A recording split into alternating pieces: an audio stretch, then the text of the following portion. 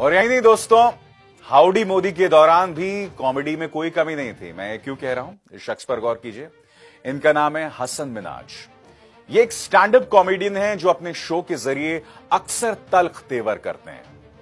क्या आप जानते हैं कि हसन मिनाज हाउडी मोदी नाम के इस बड़े फंक्शन में गए थे और इस फंक्शन में इन्हें जाने से रोक दिया गया। और जब हसन मिनाज ने पूछा कि मुझे एंट्री क्यों नहीं दी जा रही, तब हसन मिनाज को कहा गया कि आप अपने शोज में प्रधानमंत्री नरेंद्र मोदी का मजाक उड़ाते हैं।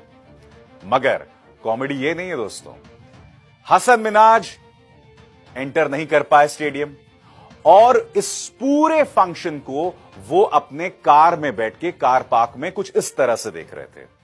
कॉमेडी क्या है कि वो ये देख रहे थे कि स्टेडियम के अंदर एक बड़े से स्क्रीन पर जिन भारतीयों ने या भारतीय मूल के लोगों ने भारत का नाम रोशन किया, यह कहा गया कि कॉमेडी के क्षेत्र में भी भारतीय जो हैं वो अमेरिका में हमारा नाम रोशन कर रहे हैं।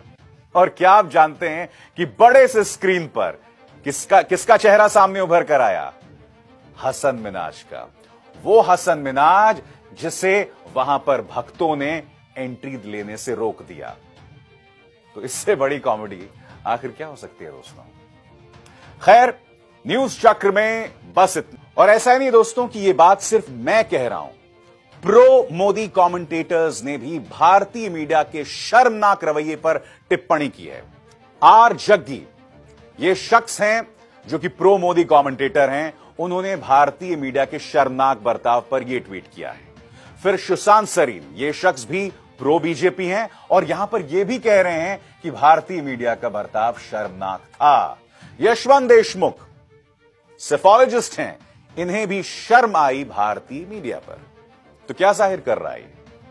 भारतीय मीडिया ने एक बार फिर अपनी नाक कटवा दी। देखिए, जब आप न्यूज चैनल्स पर दोहराव पैदा करने वाले, बांटने वाले, हिंदू मुस्लिम मुद्दों पर डिबेट करें, बीजेपी की चाटुकारिता करें, तो आपकी जगहसाई या आपकी बदनामी देश के अंदर ही होती है। मगर जब आप इंटरनेशनल फोरम पे जाते हैं तो आप जो है जब इस तरह का रवैया अपनाते हैं तो आप पूरी दुनिया में हंसी के पात्र बन जाते हैं।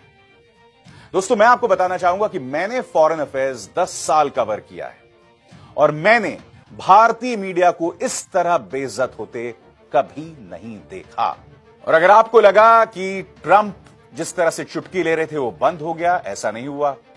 अमृता फडणवीस, देवेंद्र फडणवीस की पत्नी के इस ट्वीट से इंस्पायर होके, जिसमें अमृता जी ने मोदी जी को फादर ऑफ नेशन का दर्जा दे दिया था, यानी कि राष्ट्रपिता का दर्जा दे दिया था, महात्मा गांधी जी मुझे माफ करें, डोनाल्ड ट्रंप ने भी प्रधानमंत्री मोदी को राष्ट्रपिता का दर्जा दे दिया।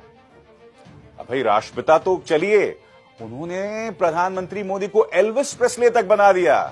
तो देखा आपने हमारे मोदी जी के पास क्या रेंज है, बापू से एल्विस प्रेस्ले।